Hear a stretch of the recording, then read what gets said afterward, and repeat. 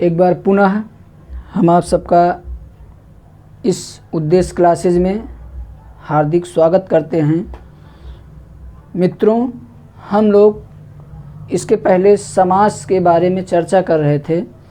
आज उसी क्रम को आगे बढ़ाते हुए हम उसकी परिभाषा, उसके भेद और जो उसके भेद हैं उसके बारे में थोड़ा थोड़ा हम चर्चा करेंगे और एक कहानी के माध्यम से, एक श्लोक के माध्यम से हम आपको समझाने की कोशिश करेंगे।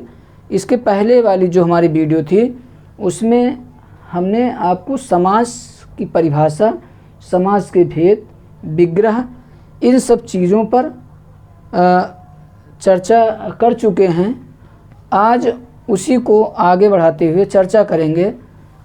तो समास का अर्थ होता है संक्षेप।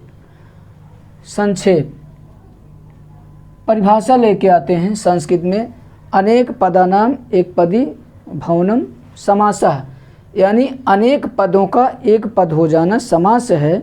फिर हम आपको बता देना चाहते हैं कि इसके पहले वाले वीडियो में हम चर्चा कर चुके हैं। तो समास का अर्थ होता है संक्षेप। अगर आपसे सवाल पूछा जाए परीक्षा में कि समास का अर्थ होता है, तो समास का अर्थ होता है संक्षेप। आइए हम देखते हैं कि संक्षेप होता क्या है। तो यहाँ पे हमने आपको दो उदाहरण दिया है। ये पहला उदाहरण हम देख सकते हैं, सेना के नायक ने राजा के पुत्र को अपनी शक्ति भर समझाया। उससे मिलता जुलता दूसरा उदाहरण है कि सेना नायक ने राजपुत्र को यथाशक्ति समझाया।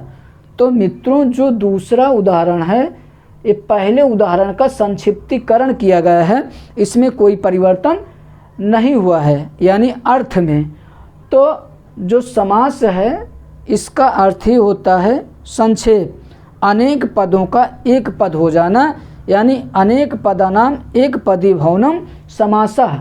हम देखते हैं कि अनेक पद, देखिए सेना के नायक, तो सेना एक पद है, नायक एक पद है, तो इन दो पदों का एक पद कर दिए हैं। देखिए यहाँ आपका दो पद था, सेना नायक, तो विभक्ति चिन्ह का लोप कर देते हैं।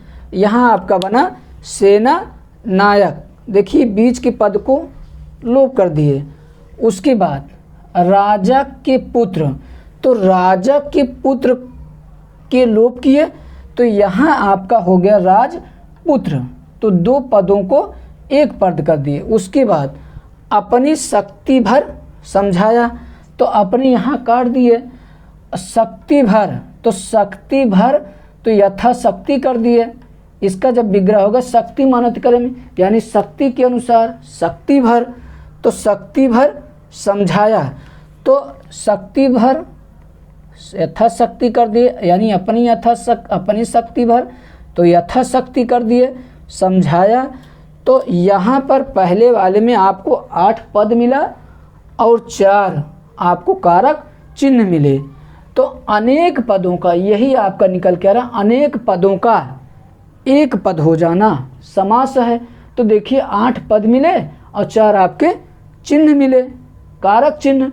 इसको हमने आपको पहले वीडियो में बताया था कि जैसे यहाँ हम आपको समझा दे रहे हैं, जैसे हमने वहाँ आपको एक चीज़ समझाया था कि जो समास है वो सम उपसर्ग है, आस धातु है, यानी सम उपसर्ग है, आस धातु है। सम माने भाली भात, आस माने बैठाना, यानी जब 2 या 2 से अधिक पदों को नियम पूर्वक आपस में पास लाकर बिठाते हैं या मिलाते हैं, तो उस मिलाने की क्रिया को समास कहते हैं। पहले वीडियो का हम थोड़ा मतलब कर दे रहे हैं, रिवाइज कर दे रहे हैं।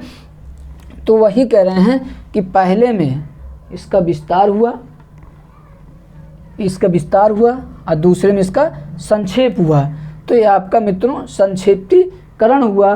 तो दूसरे में आपका 4 पद हो गया। देखिए सेना नायक 1 पद, राजपुत्र 2 पद, यथाशक्ति 3 और समझाया 4 पद। और 2 चिन्ह ने को, तो आपको 2 विभक्ति मिली, चिन्ह मिले। और आपका इसमें 8 पद, 4 चिन्ह, 4 पद, 2 चिन्ह। तो इसका संक्षिप्तीकरण हुआ कि नहीं हुआ। तो यही आपका संक्षेप हुआ। और इसके पहले हमने आपको बताया था कि पहले बड़े बड़े वाक्य थे, तो जो वाक्य बड़े बड़े कहे जाते थे तो वो उसका संक्षिप्तीकरण पालन कर दिए, तो वहाँ पे हमको समास की आवश्यकता पड़ी। अगर आपसे कोई पूछे समास की आवश्यकता क्यों पड़ी, तो आपको बताना पड़ेगा कि भैया हम कहें सेना के नायक ने, कहें इतना बड़ा कहें, हम सीधे सीधे कह दें सेना नायक ने राजपुत्र को यथाशक्ति समझाया, यही संक्षेप हुआ। परिभाषा क्या करें, परिभाषा आपकी निकल के आती है। परिभाषा हमने पहले वाले वीडियो में भी आपको समझाया था, वहाँ हमने आपको सम धन आस करके बताया, इसके पहले भी चर्चा कर दिए। संस्कृत में आपका होता है सम उपसर्ग है, अस धातु है, घई प्रत्यय है, वहाँ उसका सिस्टम अलग हो जाता है। परिभाषा 2 या 2 से अधिक, 2 या 2 से अधिक, तो जो समास होता है उसमें 2 या 2 से अधिक पद होना चाहिए। 2 या 2 से अधिक पदों के मेल को समास कहते हैं, और उस मेल से बने नए शब्द को समस्त पद या सामासिक पद कहते हैं। तो जो परिभाषा है, इस परिभाषा में हम देख सकते हैं कि कितने महत्वपूर्ण शब्द आए हैं। उस महत्वपूर्ण शब्दों पर हम चर्चा कर लेते हैं। तो पहले एक आपका आया पद।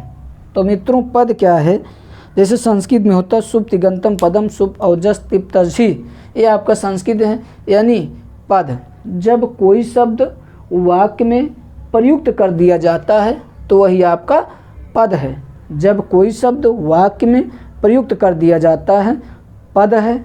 शब्द स्वतंत्र होता है, जैसे हमने कहा राम, तो राम शब्द है, लेकिन जब यही राम हमने कहा कि राम विद्यालय जाता है तो वहाँ राम आपका पद हो जाता है।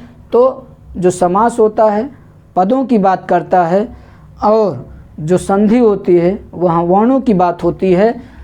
उसके बाद करें पदों के मेल को, पदों के मेल।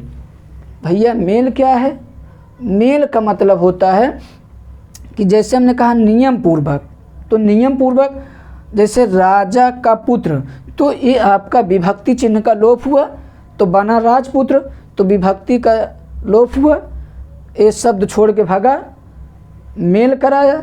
यानी जो मेल को हम इस तरह परिभाषित कर सकते हैं कि वह शब्द जो पदों, जो प्रत्ययों जैसे कि इसमें प्रत्यय हैं, प्रत्ययों शब्दों कारक चिन्हों को छोड़कर, कारक चिन्हों को छोड़कर एक समस्त पद बनता है, सामासिक पद बनता है, यही आपका मेल कराता है, वही आपका समास है, यानी मेल। तो जो आपका नियम है उन सब को छोड़ते हुए मेल कराना ही समास कहलाता है। और उस मेल से बने नए शब्द को, देखिए उस मेल से बने नए शब्द को, उस मेल से, तो जैसे हमने कहा राजा का पुत्र, तो यहाँ आपका मेल हुआ, बना आपका राजपुत्र, यही समस्त पद है, यही सामासिक पद है, यही आपका समास है। उसके बाद विग्रह, यानी विग्रह आपकी जो परिभाषा निकल के आती है, समस्त या समास युक्त शब्द अलग अलग करने का नाम विग्रह है। यानी मित्रों इसको हम इस तरह से समझ सकते हैं कि जो पुरानी प्रक्रिया है उसी को पुनः रूप में ला देना विग्रह है। यानी जो पुरानी प्रक्रिया का मतलब, जैसे हमने कहा राजा का पुत्र, तो पाड़ी ने कहा भैया हम कहें राजा का पुत्र कहें, हम सीधे सीधे कह दें राजपुत्र। जैसे हमने आपको यहाँ बताया कि हम क्यों कहें सेना के नायक, सीधा सीधा कह दें सेना नायक, तो आपका ये सेना नायक बना। तो यही आपका पुरानी प्रक्रिया को अलग अलग, देखिए अलग अलग करने का नाम विग्रह है। ये आपका विग्रह हो गया। समास में विग्रह होता है, संधि में विच्छेद होता है। पिछली वीडियो जाके आप देख सकते हैं, उसमें हमने आपको संधि समास के बारे में विधिवत अंतर बताया है। समास में आपका विग्रह होता है, संधि में विच्छेद होता है। समास के भेद, मित्रों अगर आप यूपी टेट के हैं तो वहाँ अगर आपसे सवाल पूछा जाता है कि समास के मुख्यतः कितने भेद हैं, तो समास के मुख्यतः 6 भेद हैं। वहाँ आप समास के 6 भेद कीजिएगा। लेकिन टीजीटी पीजीटी वाले हैं, अगर वहाँ पूछा जाता है समास के मुख्यतः कितने भेद हैं, तो समास के मुख्यतः 4 भेद हैं। संस्कृत में आपका 5 होता है। समास के जो भेद हैं इसको हम एक कहानी के माध्यम से बताएंगे, आपको श्लोक के माध्यम से बताएंगे, यहाँ हम आपको दिखा देंगे। तो जो समास के भेद हैं इस पे हम थोड़ा थोड़ा चर्चा कर लेंगे। इसके बाद वाली जो हमारी वीडियो होगी अव्ययी भाव समास, तत्पुरुष समास, तो एक एक वीडियो एक एक समास पे होगी और उसमें हम आपको पूरा उदाहरण देने की कोशिश करेंगे, देंगे भी, कोशिश नहीं करेंगे, पूरा उदाहरण देंगे। चाहे 7 भाग में पढ़ाएं, चाहे मित्रों हम 8 भाग पढ़ाएं, लेकिन हम आपको विधिवत समास पढ़ाएंगे, पूरा उदाहरण देने की कोशिश करेंगे। जब आप कोई परीक्षा देने जाएंगे तो आप वीडियो में आके वो उदाहरण हो सकता है नहीं 100% तो जिम्मेदारी नहीं ले सकते हैं, हो सकता है, लेकिन 90% आपको उदाहरण हम देने की कोशिश करेंगे। तो समास के भेद, समास के मुख्यतः 4 भेद हैं। पहला अव्ययी भाव समास, तत्पुरुष समास, द्वंद्व समास और आपका बहुब्रीहि समास। एक ट्रिक के माध्यम से हमने आपको बताया था कि अतद्वय, देखिए अतद्वय, अव्ययी भाव, तत्पुरुष, द्वंद्व, बहुब्रीहि, तो ये मुख्यतः समास के 4 भेद हैं। पहला अव्ययी भाव समास। अव्ययी भाव समास आपका जो इसमें सवाल बनता है, तो पहला सवाल यही बनता है मित्रों, समास में 2 पद होते हैं, एक पूर्व पद, एक उत्तर पद। तो जो अव्ययी भाव समास है इसकी परिभाषा निकल के आती है कि पूर्व पद प्रधानो अव्ययी भावा, पूर्व पद प्रधानो अव्ययी भावा। आपसे सवाल पूछा जाता है कि जिस समास का पहला पद प्रधान होता है कहलाता है अव्ययी भाव समास। कौन समास? अव्ययी भाव समास। लेकिन इसका कोई भेद नहीं है। हाँ, अव्यय के भेद हैं, अव्यय के 4 भेद होते हैं। जब अव्ययी भाव समास पढ़ाएंगे तो वहाँ हम आपको अव्ययी भाव समास के भेद भी बताएंगे कि शब्द या प्रयोग के आधार पर अव्यय के भेद। तो शब्द और प्रयोग के आधार पर आपके 2 भेद होते हैं, विकारी अविकारी। तो वहाँ आपको मिलेगा अव्ययी भाव। तो जो अविकारी हैं वो अव्ययी हैं, इनका ना तो लिंग होता है, ना वचन होता है, ना कारक होता है, इसमें कोई परिवर्तन नहीं होता है। अव्यय जैसा कि नाम है जिसका कोई व्यय ना हो, तो इसका पहला पद प्रधान है, अव्ययी भाव समास। उदाहरण है प्रतिदिन, विग्रह, यही एग्जाम में आया था टीजीटी। वहाँ अब किस हिसाब से मान लिए वहाँ आपका था प्रतिदिनम, तो संस्कृत के हिसाब से होना चाहिए था दिनम दिनम प्रति। लेकिन जो प्रतिदिन है अगर इसका हम विग्रह करेंगे तो दिन दिन। विग्रह पर भी आपको ध्यान रख के चलना है, क्योंकि विग्रह पूछा जा रहा है। अभी पिछला जो एग्जाम वीडियो का हुआ था तो वहाँ आपका विग्रह पूछा गया था, तो विग्रह सहित हम आपको बताएंगे। शॉर्टकट में हम नहीं पढ़ा पाएंगे, क्योंकि शॉर्टकट हम सिस्टम नहीं अपना पाते हैं, वो हमसे बनता ही नहीं है। हम धोखा नहीं देते हैं छात्रों को, डायरेक्टर मैनेजर को धोखा दे दें, लेकिन हम छात्रों को धोखा नहीं दे पाते हैं। तो प्रतिदिन, दिन दिन, यथाशक्ति, शक्ति के अनुसार। तो शक्ति आपका संज्ञा है, यथा आपका अव्यय है। लेकिन जब ये पूरा पद क्रिया विशेषण हो गया तो आपका ये अव्यय हो गया। यानी कहते हैं भैया शक्ति संज्ञा है, यथा आपका उपसर्ग है, लेकिन जब आपका समस्त पद या सामासिक पद हो गया तब ये आपका अव्यय हो गया।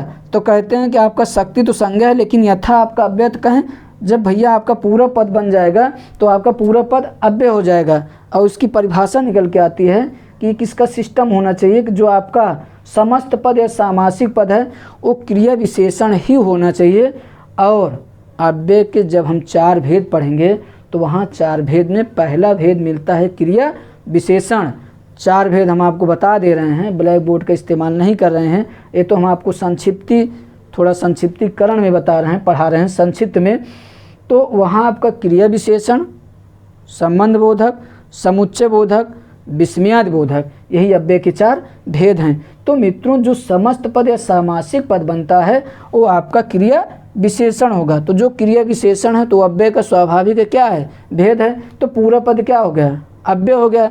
तो शक्ति तो संज्ञा है, शक्ति संज्ञा है, लेकिन उसके अनुसार जो पूरा यथा शक्ति हो गया तो पूरा पद अव्यय हो गया। तो आपका ये अव्ययी भाव समास हुआ। दिनों दिन, प्रत्येक दिन।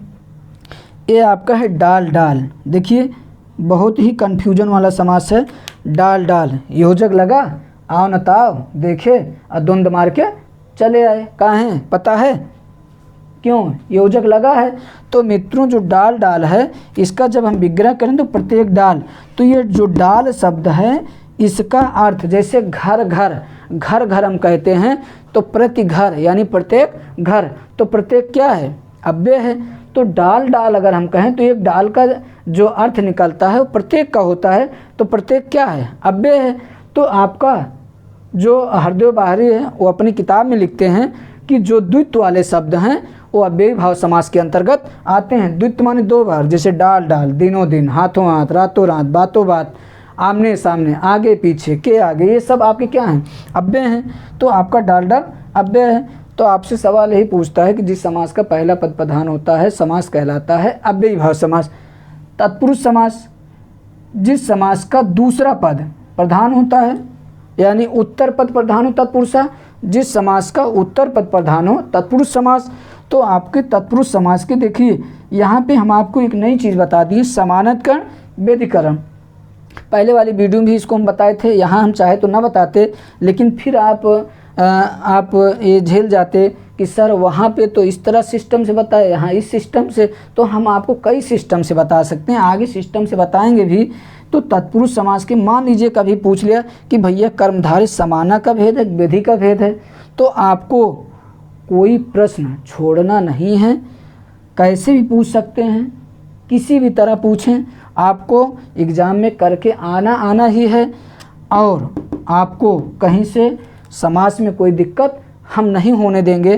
तो जो समाना है इसका कर्मधारय और द्विगु, तो इसके दो भेद हैं। समाना में जो विभक्तियाँ होती हैं समान होती हैं, ये कर्मधारय और द्विगु दो भेद लेके आते हैं। लेकिन जब आपसे एग्जाम में पूछा जाए कि कर्मधारय किसका भेद है, तो मित्रों कर्मधारय आपका तत्पुरुष समास का भेद है, द्विगु किसका भेद है?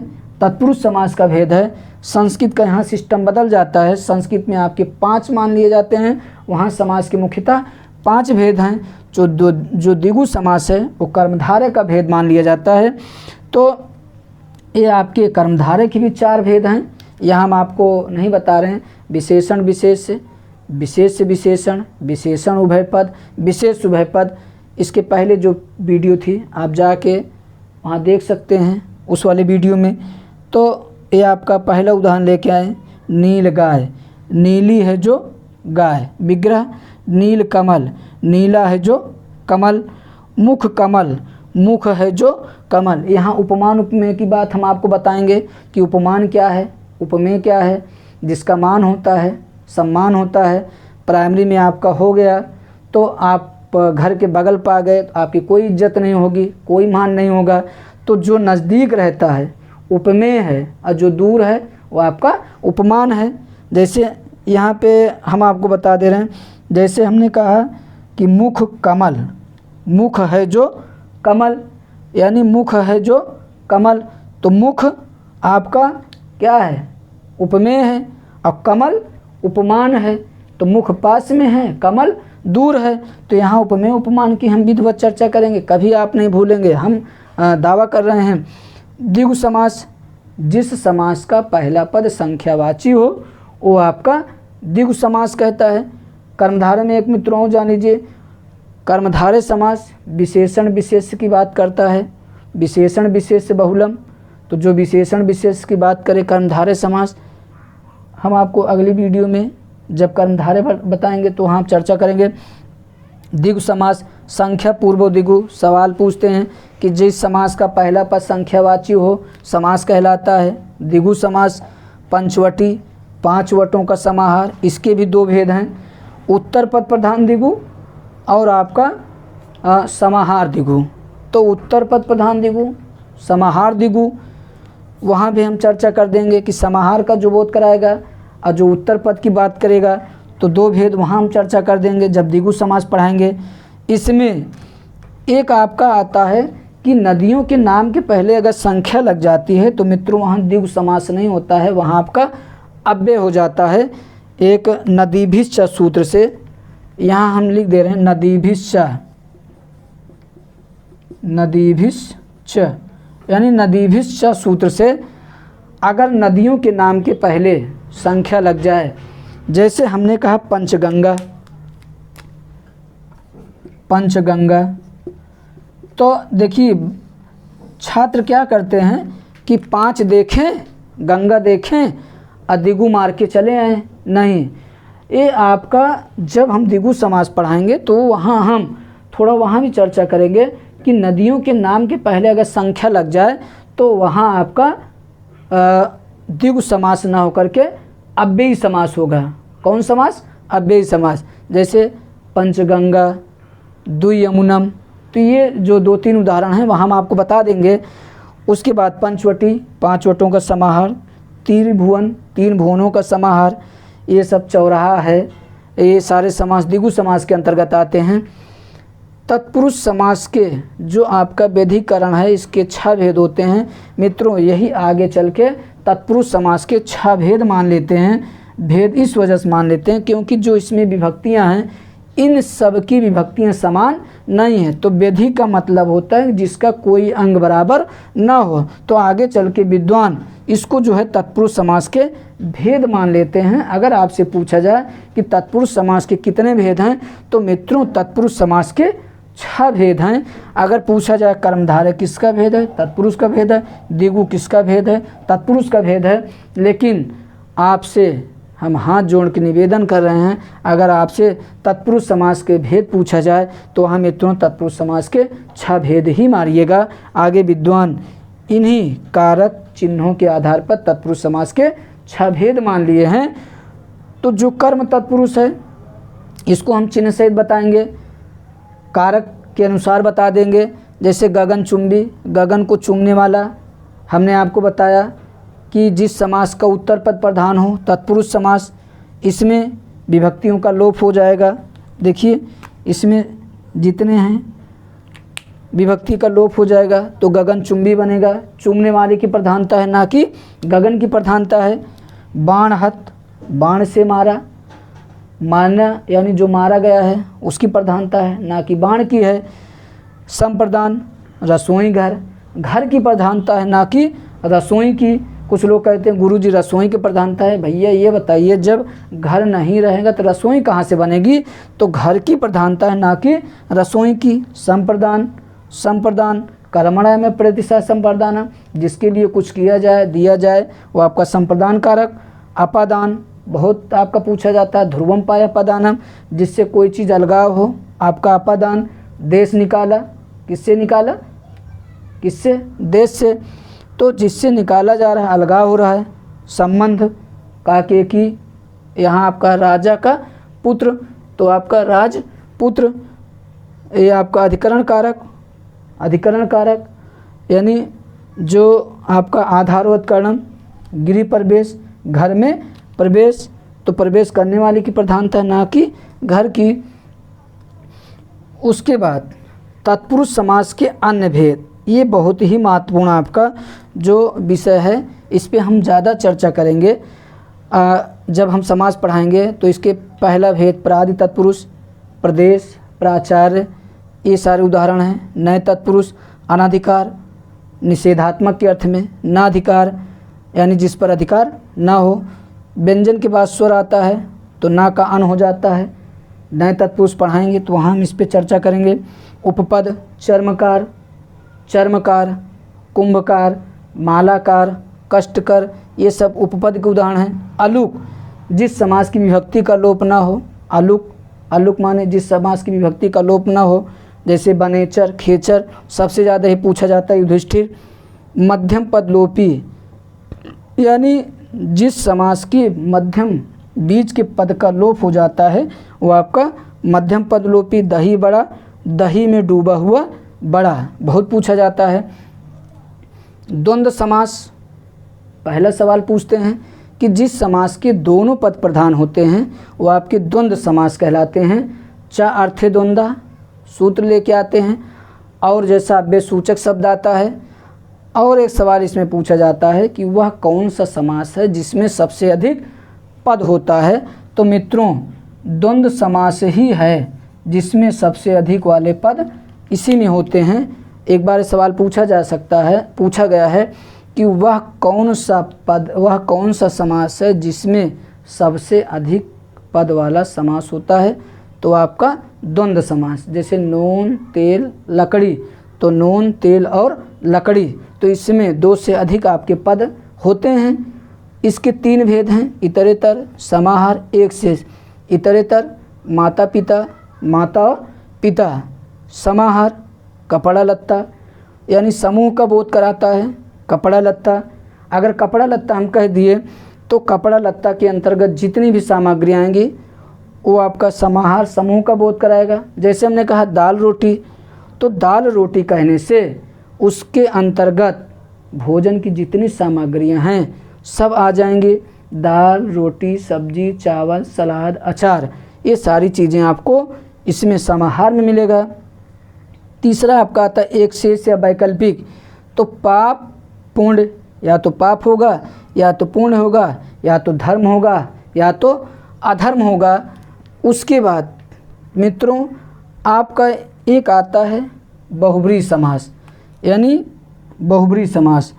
तो जो आपका बहुब्री समास है इसमें आपसे पूछते हैं कि वह कौन सा समास है जो कोई पद प्रधान ना होकर किसी तीसरे अर्थ का बोध कराता है, तो आपका वो कौन सा समास है?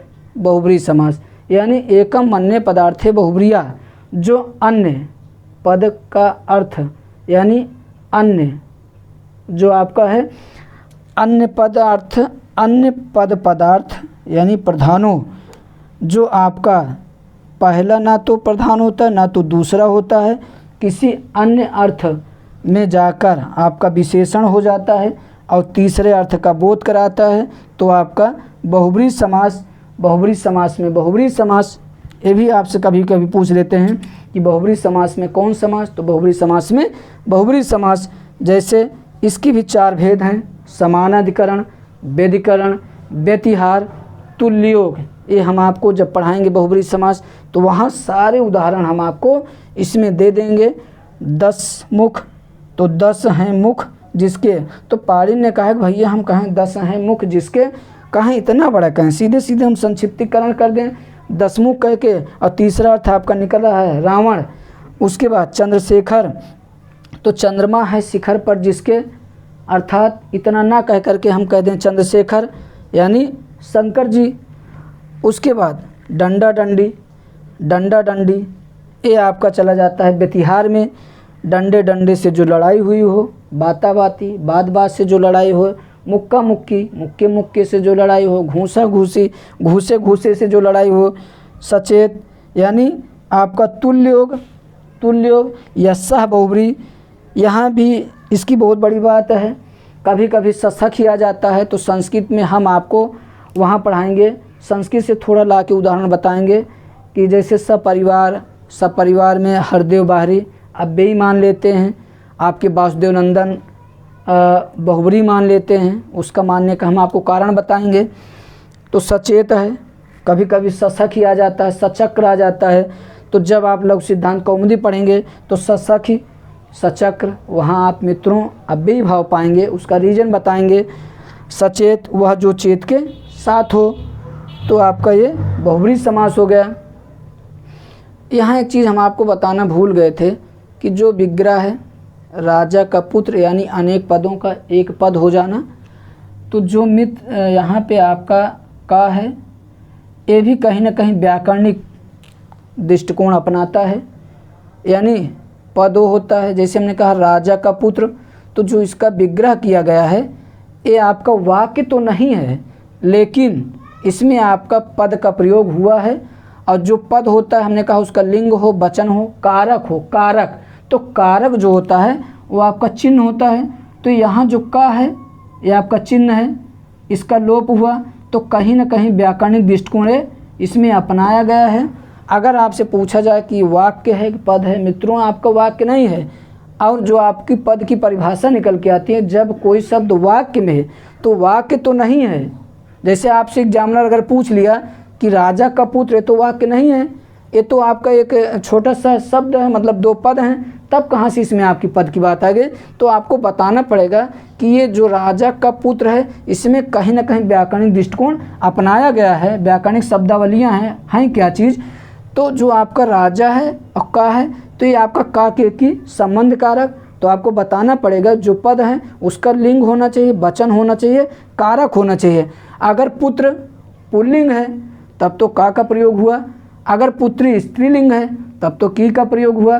तो लिंग के अनुसार परिवर्तन हुआ कि नहीं हुआ।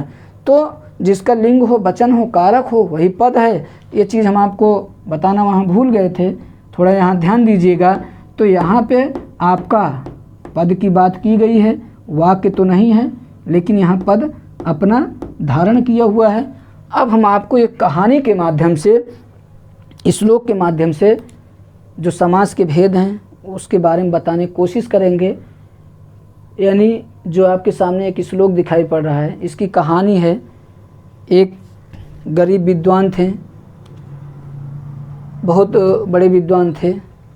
तो दो ही लोग थे, पति और पत्नी। पत्नी ने कहा कि आप इतने बड़े विद्वान हैं और विद्वान होते हुए भी जो घर में गरीबी है वो जा नहीं रही है, कुछ ऐसा उपाय कीजिए, कम से कम गरीबी तो दूर हो जाए। तो उनकी पत्नी ने कहा आप राजा के पास जाइए और कुछ श्लोक सुनाइए, हो सकता है जो हमारी गरीबी है दूर हो जाए। जो विद्वान थे पत्नी की बात मान लिए, राजा के पास गए और जैसे ही राजा के घर पहुँचे, उनके द्वार पर राजा जैसे घोड़े पर चढ़े, इनको देखे, विद्वान को, विद्वान थे ही। तो राजा ने कहा कभी समासेन बध, कभी समासेन बध, यानी कभी समास के बारे में कहो, कभी समास के बारे में कहो। समास, तो समास का अर्थ क्या होता है? संक्षेप। तो समास के बारे में कहो और संक्षेप में कहो।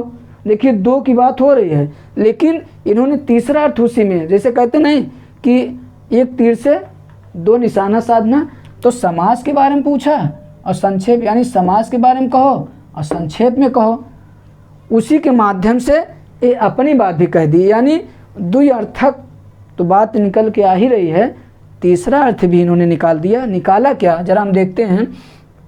द्वंद्व दिगुर अपि चा अहम मत गहे, यानी द्वंद्व, द्वंद्व माने मैं दो हूँ, कौन कौन? मैं और मेरी पत्नी। तो देखिए पति और पत्नी किस समास का उदाहरण है? द्वंद्व समास। इसको मित्रों बहुत अच्छी किताब से ढूंढ के लाया हूँ, किताब का नाम नहीं बताऊँगा, अगली जब वीडियो देखेंगे तब उसमें हम आपको बताऊँगा, हम आपसे वादा कर रहे हैं, अभी नहीं बताऊँगा। अच्छे लोग इसको नहीं पाते हैं। तो द्वंद्व, मैं दो हूँ, पति और पत्नी, तो द्वंद्व समास, द्वंद्व समास का उदाहरण हुआ। दिगुर आपी, दुई माने दो, गु माने गाय, यानी मैं दो गाय पाल रखा हूँ। ठीक, अब देखिए, अब आपका जो दिगु समास है तो गु माने गाय, संज्ञा है गु, यानी गाय संज्ञा है, और दुई माने दो। तो जो संज्ञा के पहले संख्या लग जाए वह द्विगु समास है। तो द्विगु समास के बारे में बता रहे हैं, अपने बारे में बता रहे हैं। तो जो आपका दो गाय है ये आपका द्विगु समास हुआ। तो मैंने दो गाय पाल रखी है। फिर आगे कह रहे हैं चा अहम मत गहे नित्यम चा बेभावा, यानी मेरे घर की जो गरीबी है वो उसमें कोई कमी नहीं हो पा रही है, यानी उसमें निरंतरता बनी है। तो जो अव्ययी भाव है, अव्ययी भाव में कोई परिवर्तन नहीं होता है। अव्ययी भाव यानी जिसका कोई व्यय न हो वही आपका अव्ययी भाव समास है। यानी जो प्रतिदिन है, जैसे हमने आपको हम आपको एक उदाहरण के माध्यम से बता रहे हैं कि जैसे हमने कहा कि राम प्रतिदिन जाता है, तो राम पुल्लिंग है और जाता पुल्लिंग है, तो कर्ता के अनुसार क्रिया बदली, लेकिन जो प्रतिदिन है वो अव्यय है, उसमें नो परिवर्तन, नो चेंज, उसमें कोई बदलाव नहीं हो रहा है। फिर इसी से एक मिलता जुलता उदाहरण ले रहे हैं, जैसे हमने कहा राम प्रतिदिन जाता है, फिर सीता प्रतिदिन जाता है, जाती है, तो सीता प्रतिदिन जाती है, तो प्रतिदिन में मित्रों कोई परिवर्तन नहीं हो रहा। सीता आपका स्त्रीलिंग है तो कर्ता स्त्रीलिंग है तो क्रिया आपकी स्त्रीलिंग, तो कर्ता के अनुसार क्रिया तो बदल रही है, लेकिन जो आपका अव्यय है उसमें कोई परिवर्तन नहीं हो रहा है। तो वही कह रहे हैं कि राजन जो मेरी गरीबी है उसमें कोई परिवर्तन नहीं हो रहा है। तो तत्पुरुष कर्मधारय एनाह, करें तत्पुरुष जिस प्रकार सभी प्रजाओं में आप श्रेष्ठ पुरुष हैं, उसी प्रकार समासों में भी तत्पुरुष समास क्या है, श्रेष्ठ है। देखिए जो तत्पुरुष समास हैं, देखिए कैसे श्रेष्ठ है। इतने सारे उदाहरण हैं, इतने सारे भेद हैं, तो जितने आपके समास के भेद हैं, सारे भेदों में सबसे बड़ा भेद तत्पुरुष समास का भेद ही है। तो तत्पुरुष समास के सारे भेद हैं, तो सभी समासों में तत्पुरुष समास श्रेष्ठ है।